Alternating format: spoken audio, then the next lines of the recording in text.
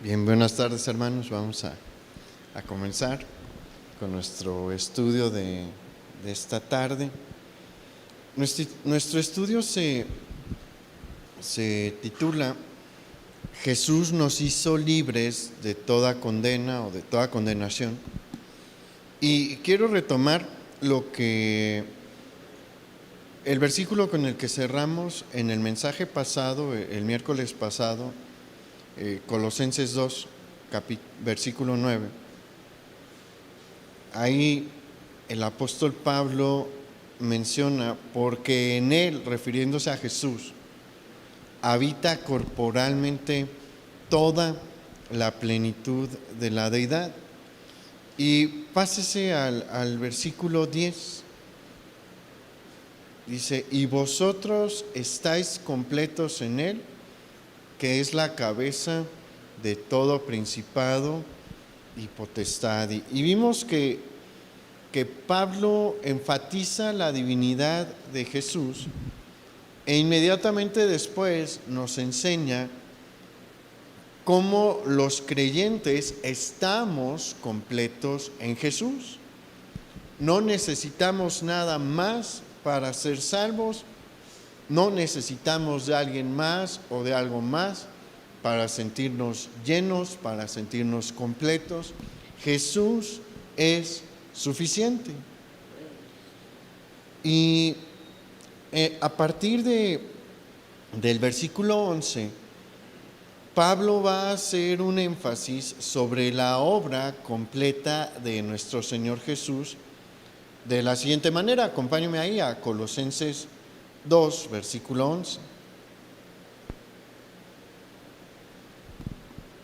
Dice, en él también fuisteis circuncidados con circuncisión no hecha a mano, al echar de vosotros el cuerpo pecaminoso carnal en la circuncisión de Cristo, sepultados con él en el bautismo, en el cual fuisteis también resucitados con él, mediante la fe en el poder de Dios que le levantó de los muertos. Y a vosotros, estando muertos en pecados y en la incircuncisión de vuestra carne, os dio vida juntamente con él, perdonándoos todos los pecados, anulando el acta de los decretos que había contra nosotros, que nos era contraria, quitándola de en medio y clavándola en la cruz, y despojando a los principados y a las potestades, los exhibió públicamente, triunfando sobre ellos en la cruz. Y vamos a ir analizando estos versículos que acabamos de leer.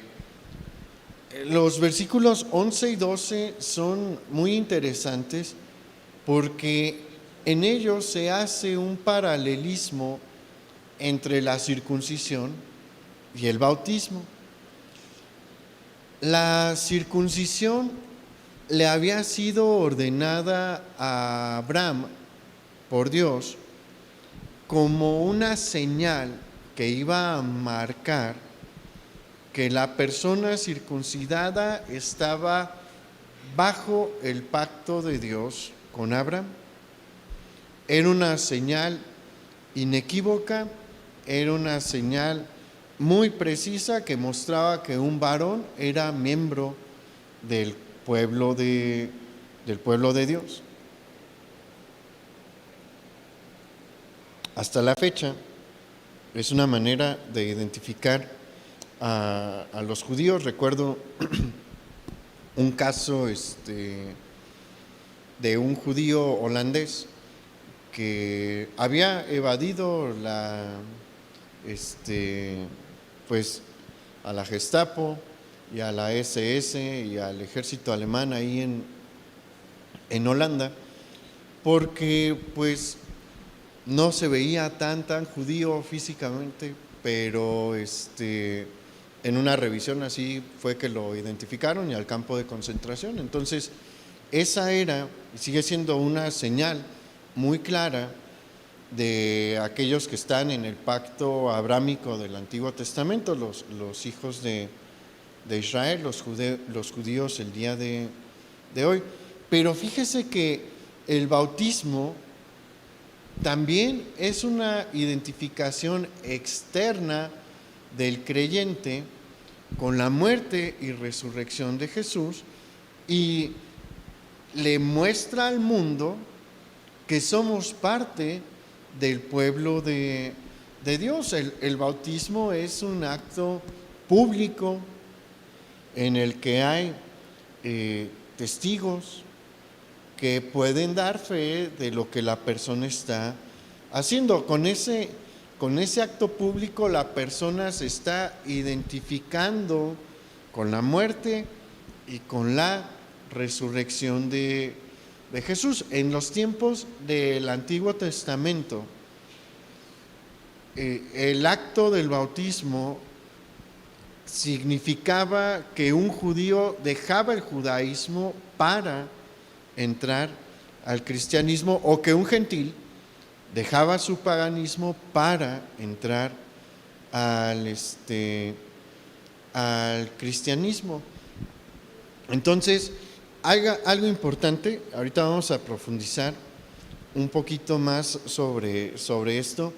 El bautismo no es un acto para salvación, es un acto que da testimonio de la salvación, pero no es necesario para que una persona se salve. Pero es una buena manera de mencionarle a los demás: he entrado al cuerpo de Cristo, tengo la fe del Evangelio de Jesucristo y he dejado mi vida pasada atrás y he comenzado una nueva.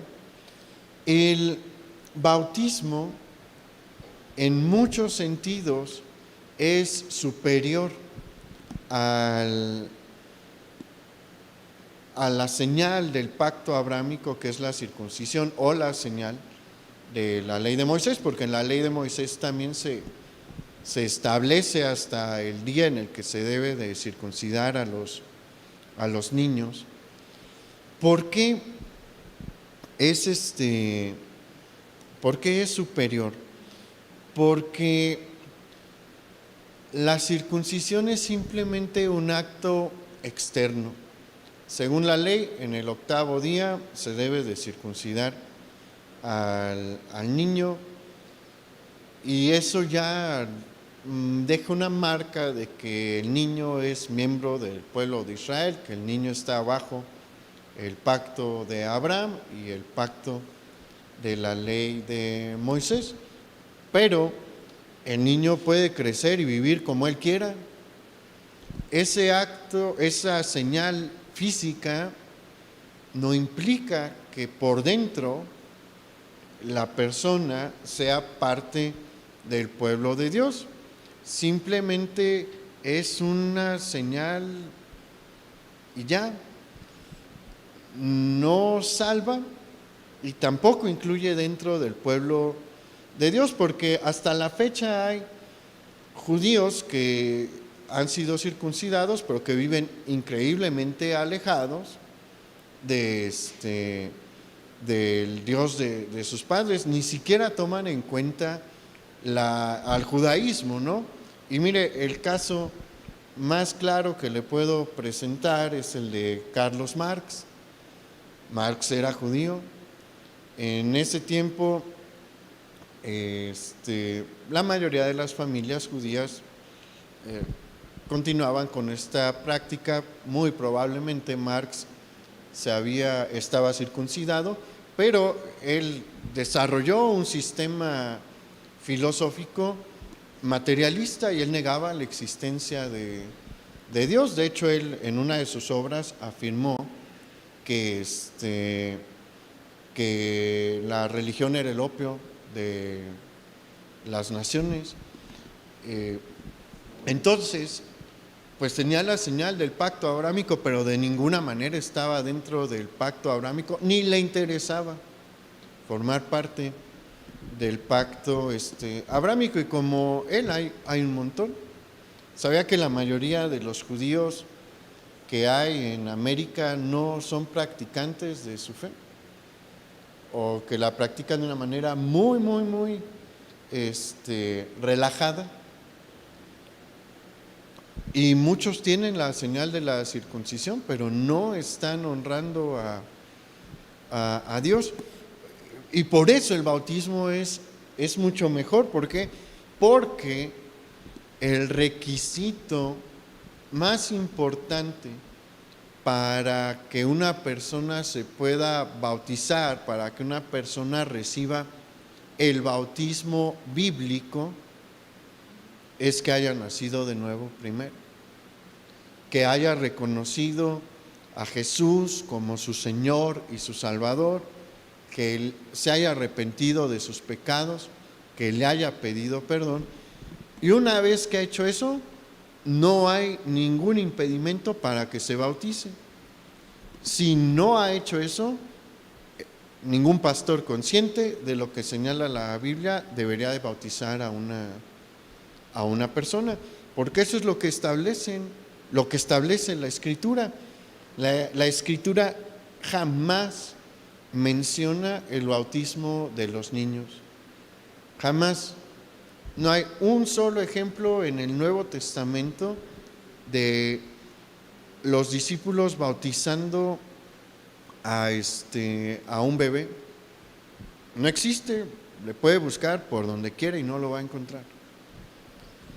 ¿Por qué? Porque para que una persona sea bautizada se requiere de que haya creído primero conscientemente en todas sus facultades mentales, que en todas sus facultades mentales haya tomado una decisión.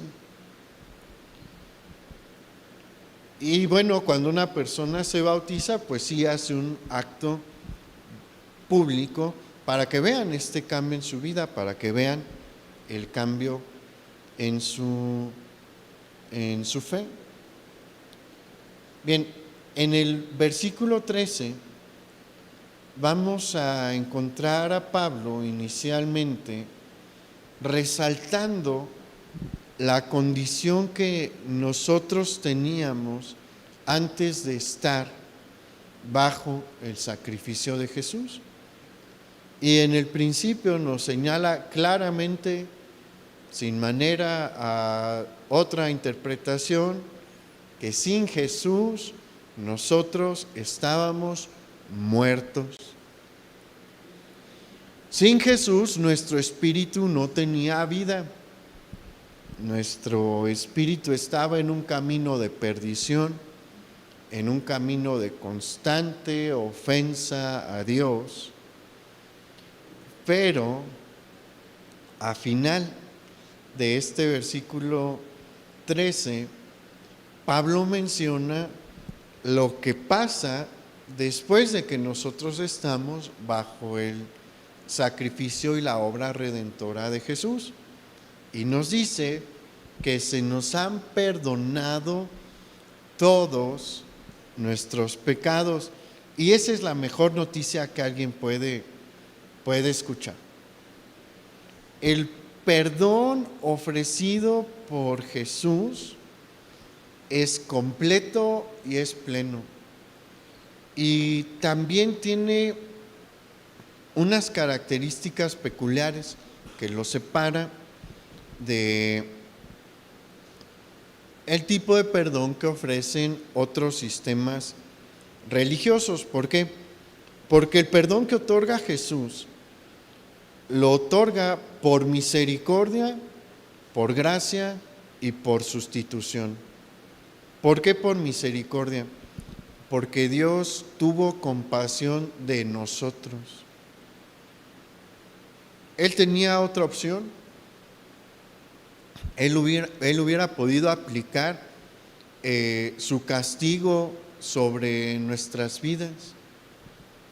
Esa era una opción que él tenía. Nadie debe de olvidar, es bien importante que jamás olvidemos que Dios es justo y que la justicia necesariamente exige que haya un castigo por una ofensa, que haya una retribución por una violación a la ley. Y ante Dios estaba la opción de decir, pues los voy a castigar y les voy a dar inmediatamente el castigo que les corresponde. Pero Dios no eligió esa opción. Había otra opción, que era mostrar misericordia, era tener compasión de nosotros y refrenar ese castigo, porque si no lo refrena, lo que hubiera sucedido era que íbamos a ser destruidos. Esa es la única consecuencia que podría venir si se nos va a castigar por todas nuestras faltas. Generalmente pensamos en las pequeñas, pero todos en lo profundo de nuestro corazón sabemos que tenemos faltas graves, que hay cosas que probablemente mucha gente no sabe, que son horribles ante los ojos de Dios y que las realizamos, y por esas también se nos iban a castigar. La acumulación del castigo correspondiente a todos los pecados y ofensas que cometimos a lo largo de nuestra vida era la destrucción. Debíamos de ser destruidos, pero Dios decidió evitar nuestra destrucción. ¿A través de qué? De la sustitución. Recordemos, Dios es justo y nuestros pecados, la justicia de Dios exige un castigo aplicado por los pecados cometidos. La justicia de Dios se debía de satisfacer y fue satisfecha. ¿Cómo? Con el sacrificio que Jesús tuvo en la cruz del Calvario. El sacrificio de Jesús en la cruz fue en sustitución por nosotros. Él recibió todo el castigo de Dios el Padre por los pecados que nosotros cometimos. No es que Dios dijo, pues voy a ignorar ya, lo que pasó. No, se aplicó un castigo. No entendemos la magnitud y la severidad del castigo que sufrió Jesús, porque eso no lo pudimos ver.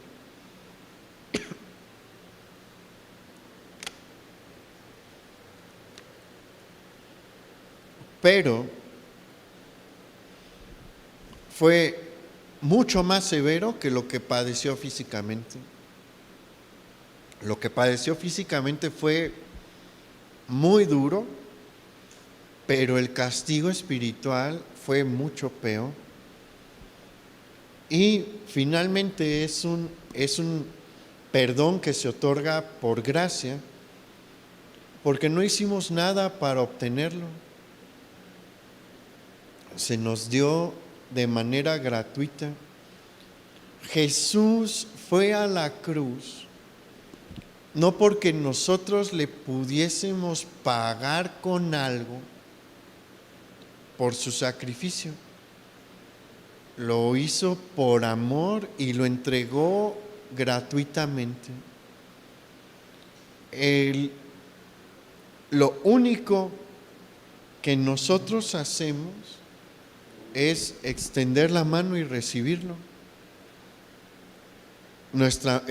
Y extendemos una mano vacía, porque ¿qué le podemos dar a Dios? ¿Qué había bueno en mí antes de estar bajo la obra redentora de Jesús? Nada. Honestamente nada, porque pues sí, uno hace algunas buenas obras, ¿no? Antes de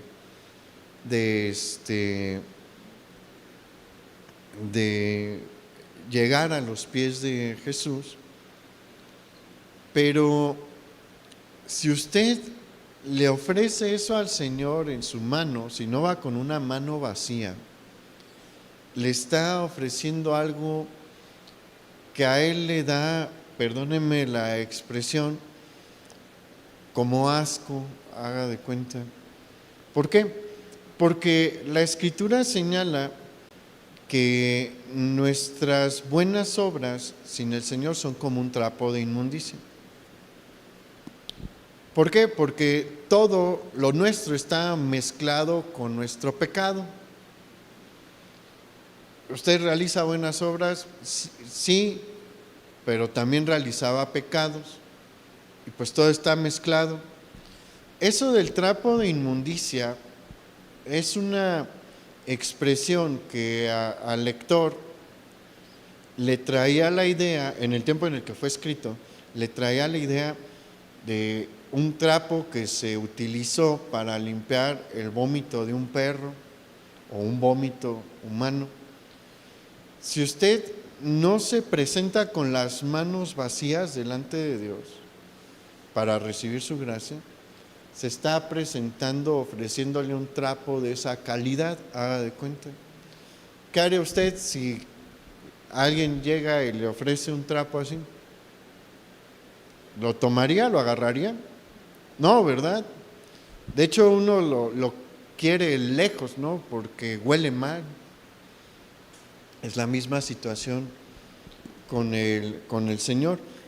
O nos presentamos con la mano vacía para recibir la gracia del Señor, o mejor no presentarse, porque ahí va a haber un rechazo por parte del Señor. Esto se recibe por gracia, de una manera gratuita. Y este perdón es tan grande y tan absoluto que trae alivio a nuestras almas. No sé usted, pero antes de que yo naciera de nuevo, genuinamente, sí me sentía perseguido por mis pecados.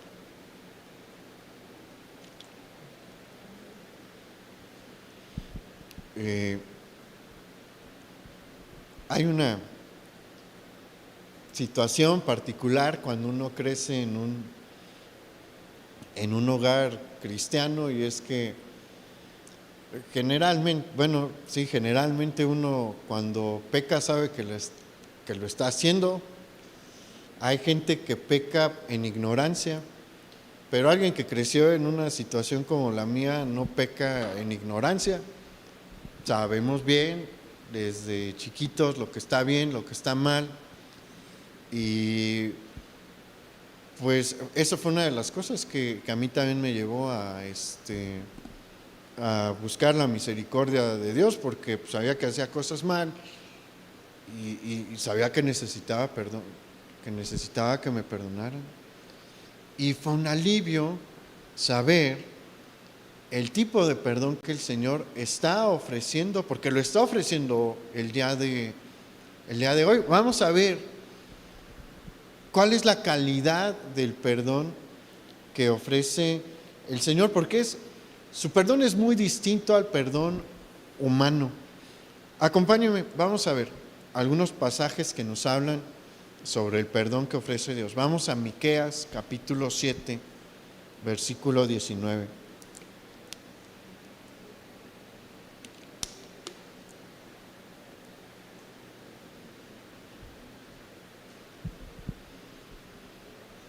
Miqueas 7:19 dice: Él volverá a tener misericordia de nosotros, sepultará nuestras iniquidades y echará en lo profundo del mar todos nuestros pecados.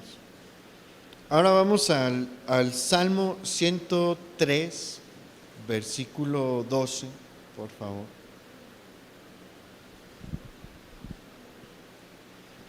Salmo 103, 12 dice: Cuanto está lejos el oriente del occidente, hizo alejar de nosotros nuestras rebeliones. Y vamos finalmente a Isaías capítulo 1, versículo 18. Isaías 1:18 dice así: Venid luego, dice Jehová, y estemos a cuenta.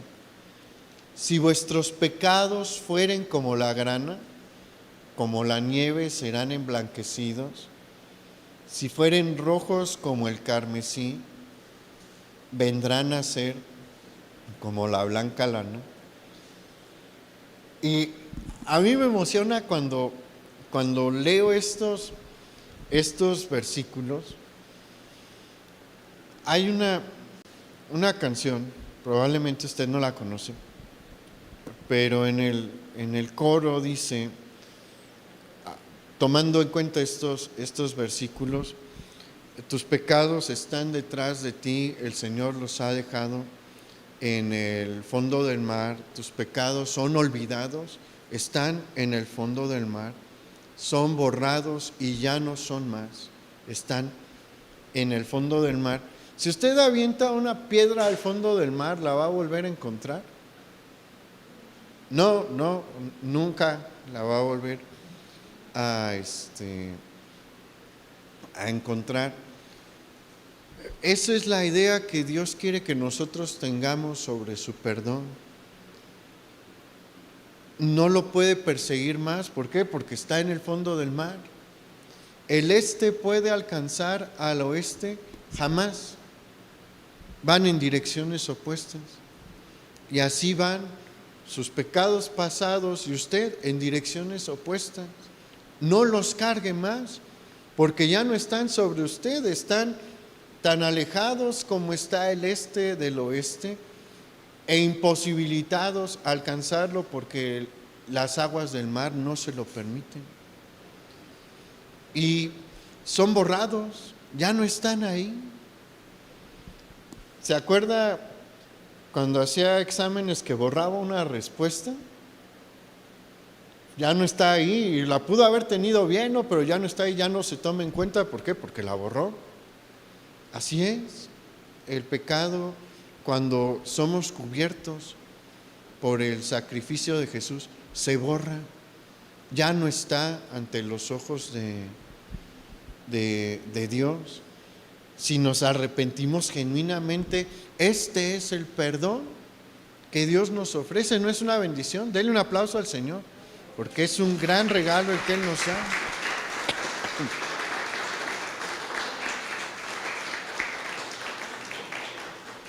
Mire, el tiempo en el que vivimos es un tiempo maravilloso.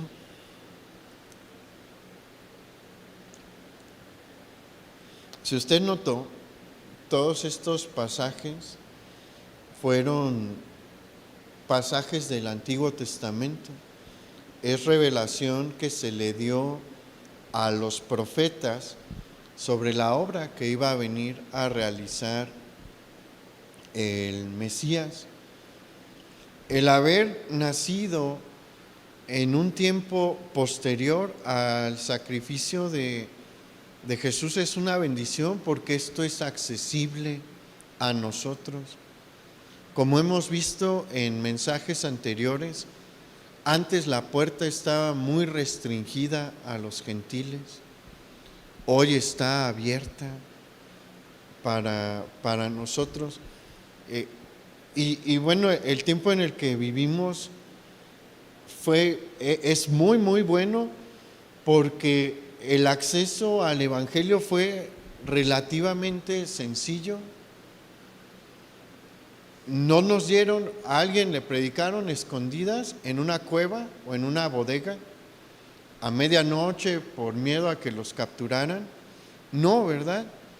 Nos predicaron a plena luz del día, sin temor a ir a prisión o algo así. Es una bendición el tiempo en el que estamos. Aproveche este tiempo para predicarle a los demás, porque no siempre vamos a estar en esta condición. No nos ha tocado, pero en un futuro, tal vez no tan remoto, no vaya a ser tan fácil predicarle a sus seres queridos, a la gente con la que convive. Hay lugares donde es muy difícil predicar. Tengo una amiga, ella fue misionera en China y me comentó que allá está prohibido terminantemente evangelizar. La Biblia está prohibida y pues ella se aventó y fue varios años allá, ya está aquí en México. Y dice que la manera en la que le compartían a veces a las personas o hacían discipulado era que se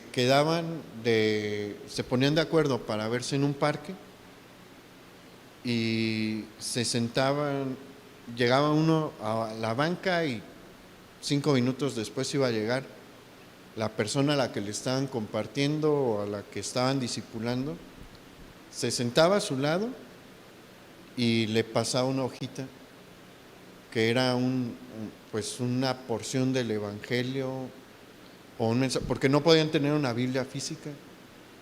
Si les encontraban una Biblia física, prisión. Nadie de nosotros tuvo esa situación. Aproveche que ahorita puede ir con una Biblia completa y compartirla a los demás.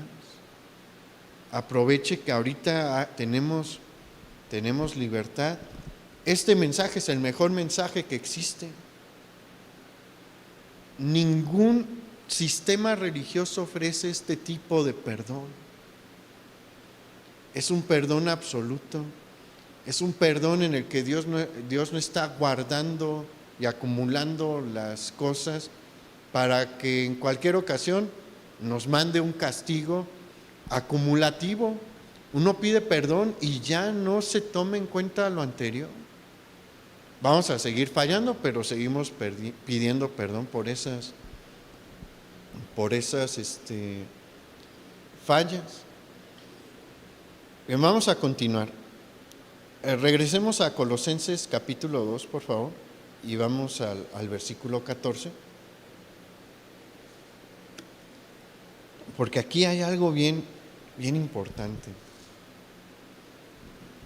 Ahí en el versículo 14 dice, sigue hablando Pablo sobre la obra redentora de Jesús en la cruz. Dice, anulando el acta de los decretos que había contra nosotros, que nos era contraria, quitándola de en medio y clavándola en la cruz. En esta frase de Pablo diciendo el acta de decretos que había contra nosotros, él está haciendo referencia a una figura legal de este tiempo que consistía en un certificado firmado por el deudor en el cual se hacía constar la deuda que había sobre su persona. Y cuando Pablo menciona que era un acta que nos era contraria,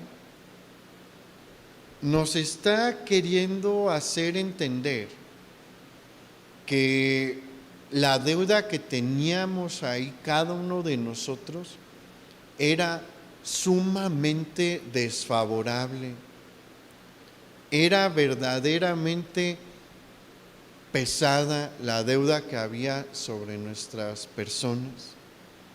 Y con justa razón, la cosa es que no nos ponemos a reflexionar sobre nuestra deuda, pero mire, Pablo no tomó esta figura legal nada más porque sí. Era una figura legal tan grave como sería hoy un pagaré. El pagaré, en términos legales el día de hoy, es un documento ejecutivo que si usted lo firma, se puede meter en un verdadero problema. En la clase cuando llevé clínica procesal, creo que era 2, creo que era Clínica Procesal 2, o 1, no me acuerdo, pero pues se hacen ejercicios, ¿no?, de ciertos trámites legales, teníamos que hacer una demanda para cobrar un pagaré. Cuando la maestra nos dijo que lo tacháramos y ciertas leyendas que había que poner, porque ya le había pasado que en una ocasión a un muchacho se le ocurrió hacer la broma de tomar ese pagaré que se firmó allí en la clase y meterlo al tribunal. Procedió y a embargar. La cosa con el pagaré es que uno no tiene que esperarse hasta que se dicta sentencia para embargar, no, es ejecutivo. Con un pagaré se admite la demanda, inmediatamente se puede ir a embargar. Así era la condición de esta acta en nuestra contra. La firma del deudor estaba allí, reconociendo su deuda. ¿Ha visto cómo empieza un pagaré? Debo y pagaré la cantidad. Haga de cuenta que esa acta era similar al pagaré y decía: Omar Llamas Maldonado, debo y pagaré por tal y tal y tal y tal y tal pecado. Una lista innumerable. También usted no cree que nada más yo. ¿Por qué? Porque la ley de Moisés incluye 613 mandamientos. No son nada más los 10. Los 10 mandamientos son el corazón de la ley. De ahí es la base de la ley de Moisés, pero Dios es muy específico. Y hay 613 mandamientos ahí que no deben de ser violentados ni físicamente ni mentalmente. Ahí es en donde está el mayor problema, porque pues en el tiempo de Jesús los religiosos enseñaban: mientras tú no realices el acto físico estás bien. Pero Jesús les vino a decir: ese no es el espíritu de la ley, esa no es la intención de la ley que yo les di. La ley de Moisés implica pecado cuando realizas el acto físico, pero también cuando lo realizas aquí. Imagínense cómo era su lista: todo lo que hizo físicamente y todo lo que pensó también. Por eso era una deuda impagable. Por eso Pablo dice: es que de verdad era contrario para ustedes. Pero al final, en el versículo 15, encontramos buenas noticias. Bueno, en el versículo 14, al final del versículo 14, encontramos buenas noticias, porque ¿qué dice el apóstol Pablo que hizo Jesús con esa acta? La quitó de en medio de nosotros y la clavó en la cruz. Y fíjese lo que dice el versículo 15, dice: y despojando a los principados y a las potestades, los exhibió públicamente, triunfando sobre ellos en la cruz. En la cruz Jesús puso esa acta que era contraria a nosotros, porque Él estaba pagando el precio para la liberación de la deuda. Él estaba entregando el precio para hacernos libres de la deuda. Esa acta ya no está sobre usted. Si usted ha creído, si usted se ha arrepentido, ha pedido perdón por sus pecados y ha recibido la obra redentora de Jesús, esa acta ya no está sobre usted. Y esa es una gran bendición, una gran victoria para nosotros. Pero Jesús también tuvo una victoria pública dentro de su sacrificio en la cruz. Aquí nos dice que Él despojó a los principados y a las potestades en la cruz del Calvario y triunfó sobre ellos públicamente. Vamos a estudiar un poquito más qué es lo que significa esto, porque este es un fundamento de la fe cristiana. Mire, la crucifixión de Jesús fue un evento público, no fue un evento que se realizó a escondidas, fue un acto público realizado por los romanos con el objeto de humillar y de castigar. Y probablemente fue un gran espectáculo porque ya había crucifixiones agendadas para ese día.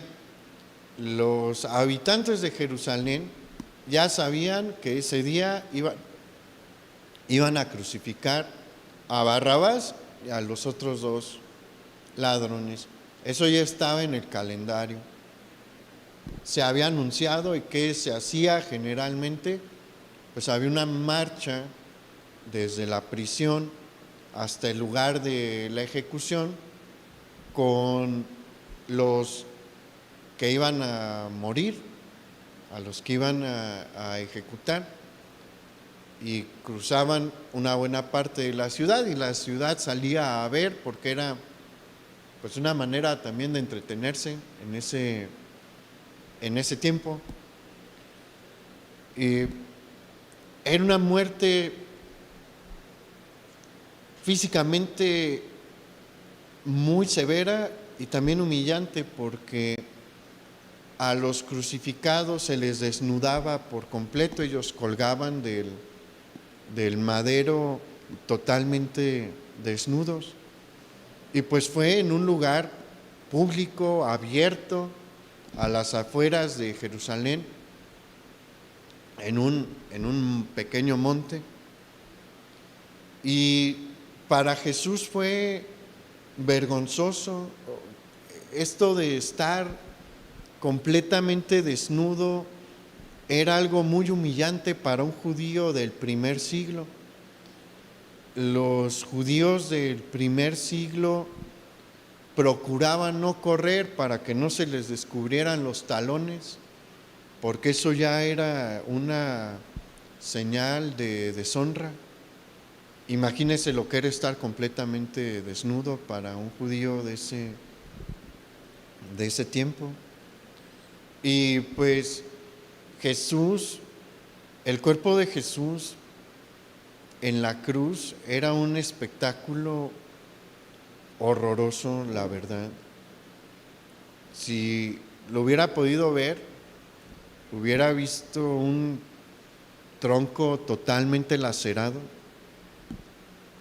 partes sangrando, partes exhibiendo músculo y carne viva en las aberturas, su rostro hinchado de tantos golpes que le dieron, y también por la corona de espina. Eran espinas grandes y le pegaron en la cabeza. ¿Para qué? Para que las espinas se penetraran y perforaran.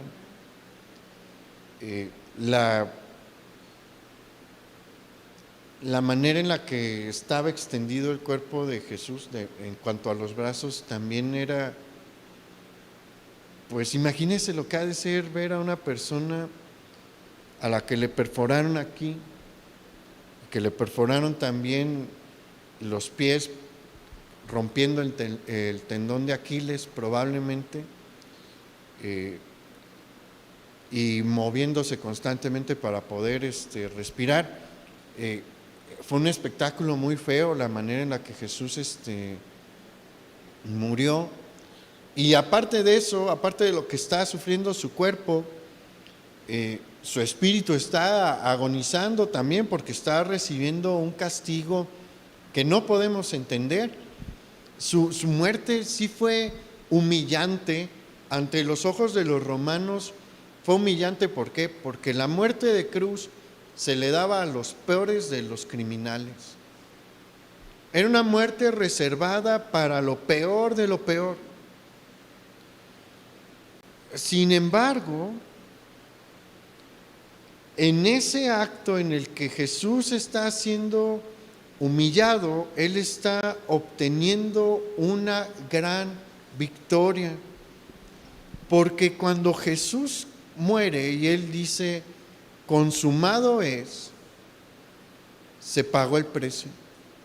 Se termina de pagar el precio para perdonar los pecados de los hombres, y con eso le quita todo el poder que tenía Satanás.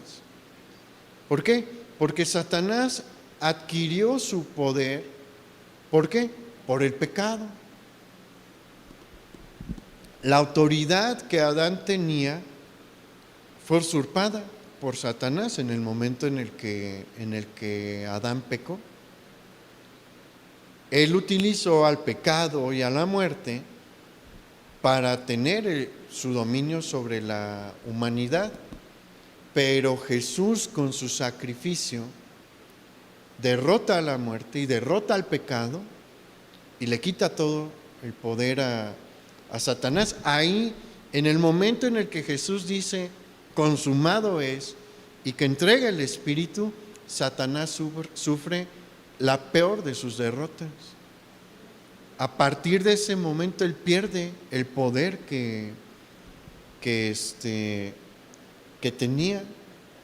Y la cosa es que fue en un evento del que no hay duda que tuvo lugar.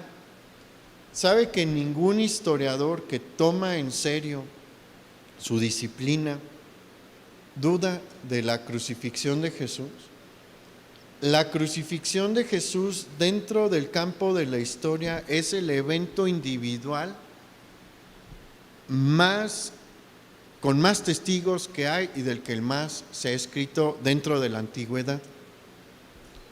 Hubo eventos históricos de la antigüedad que pues fueron registrados de manera múltiple, como cuáles, como las conquistas de Alejandro Magno, las conquistas de César Augusto. Pero el evento de Jesús es, si uno se pone a pensar, ubíquese en el tiempo de Jesús. Jerusalén no es lo más importante del Imperio Romano. Muchas ciudades más cerca de la región son por mucho más importantes que Jerusalén. Jerusalén es un rincón ahí en el Imperio Romano, y Jesús, dentro de la perspectiva terrenal, pues no es un personaje que debería de sobresalir. ¿Por qué? ¿A qué se dedicaban? Él era un carpintero. O sea, la historia registró la muerte de un carpintero que probablemente no tenía nada de grandes recursos. La muerte más humillante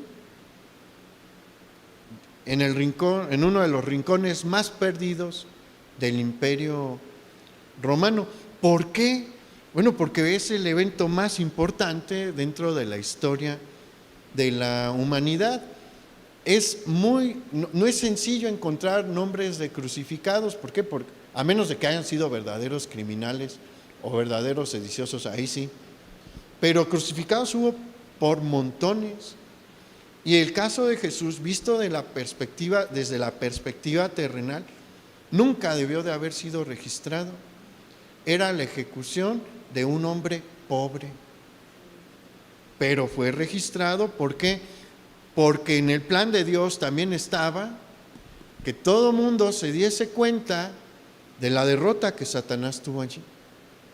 Satanás fue derrotado de manera absoluta en esa cruz, y por eso encontramos el registro de los 4 evangelios el registro hecho por Pablo, pero no nada más de ellos. Encontramos el registro de Josefo, el historiador judío, de Tácito, el historiador romano, el de Pilino el joven, un gobernante romano, el de Barmar Serapión, un historiador sirio, me parece que él es de la región de Siria, entre otros. Esos son los más importantes porque son historiadores y personajes romanos fáciles de identificar, pero hay más. ¿Por qué? Porque Dios en su plan decidió que esto no iba a pasar desapercibido. La derrota de Satanás iba a ser pública, tan pública como fue la muerte de Jesús. Y bueno, Pablo, una vez que nos muestra esto, que nos muestra que la obra de Jesús es completa, todo lo que implica el estar bajo el sacrificio de Jesús, se va a dar a la tarea rápidamente, porque no va a profundizar demasiado en esto, de atacar dos herejías. Acompáñenme al versículo 18.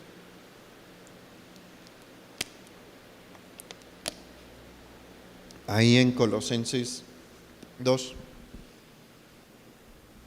Dice: nadie os prive de vuestro premio, afectando humildad y culto a los ángeles, entremetiéndose en lo que no ha visto, vanamente hinchado por su propia mente carnal, y no haciéndose de la cabeza, en virtud de quien todo el cuerpo, nutriéndose y uniéndose por las coyunturas y ligamentos, crece con el crecimiento que da Dios.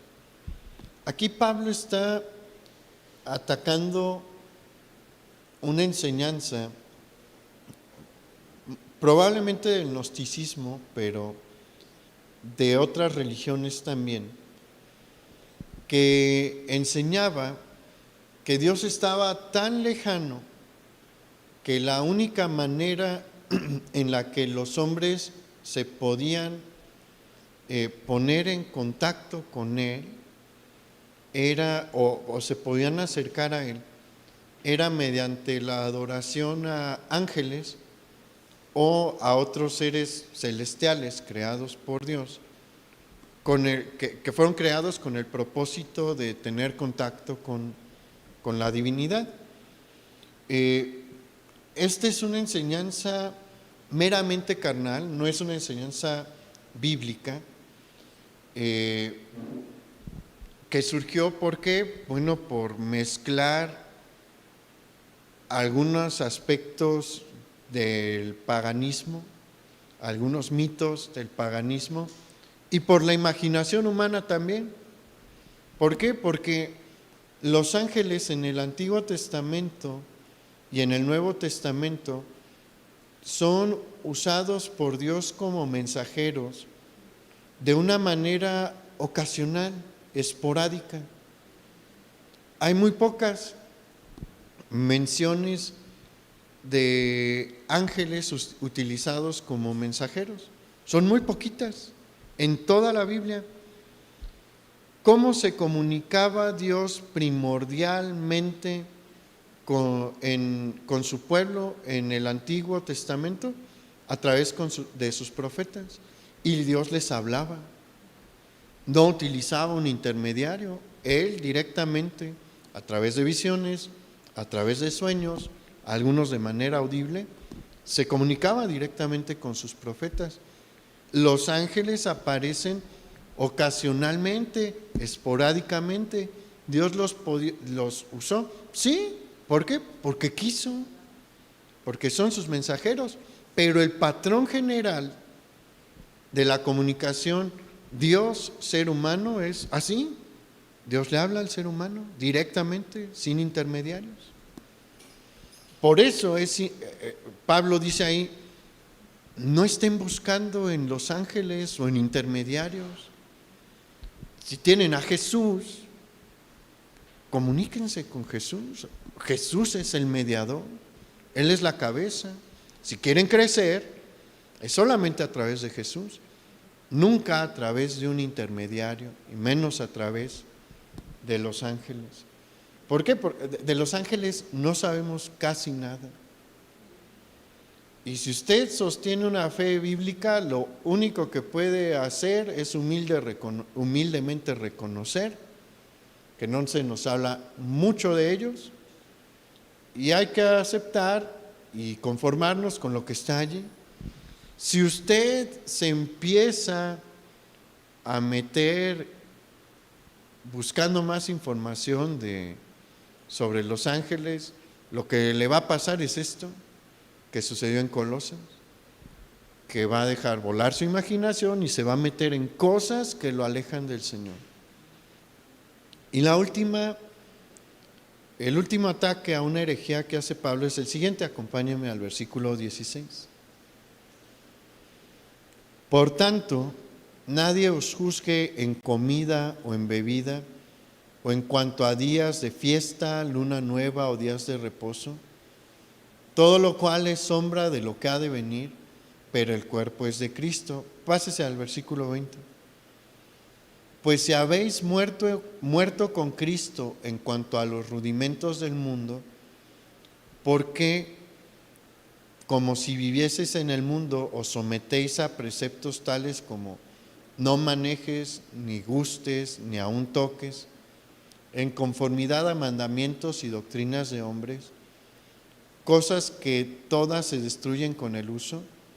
Tales cosas tienen a la verdad cierta reputación de sabiduría en el culto voluntario, en humildad y en duro trato del cuerpo, pero no tienen valor alguno contra los apetitos de la carne. Aquí a algunas personas en la iglesia de Colosa le empezaron a enseñar a los creyentes que aparte de la fe en Jesús, era necesario realizar ciertos actos y ciertos rituales y abstenerse de ciertas cosas para poderse salvar. Y Pablo les dice, no, la obra de Jesús es suficiente. ¿Los ayunos son buenos como disciplina espiritual? Sí, pero nunca se deben de considerar como algo que ayuda a nuestra salvación. No comer carne de cerdo, como dice la ley de Moisés, es bueno. Sí, su salud va a mejorar, sí, pero de ninguna manera debe de considerarse que eso nos ayuda a obtener nuestra salvación. Y así con todas estas cosas, las buenas obras no nos ayudan a obtener la salvación. Si nosotros llegamos a afirmar esto, como lo estaban haciendo en la iglesia de Colosas, estaríamos diciendo que el sacrificio de Jesús no es suficiente, que sí cubre con una parte, pero se ocupa de algo más. Yo tengo que poner la otra mitad. ¿Se da cuenta del insulto que eso es ante los ojos de Dios?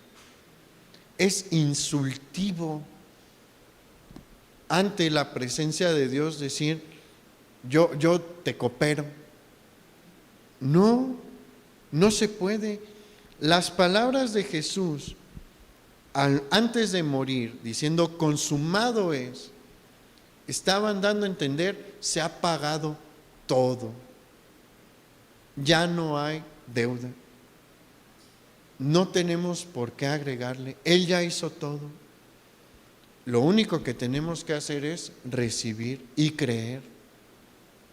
Y eso es suficiente porque la obra de Jesús es suficiente y nos quita toda condenación. Vamos a orar.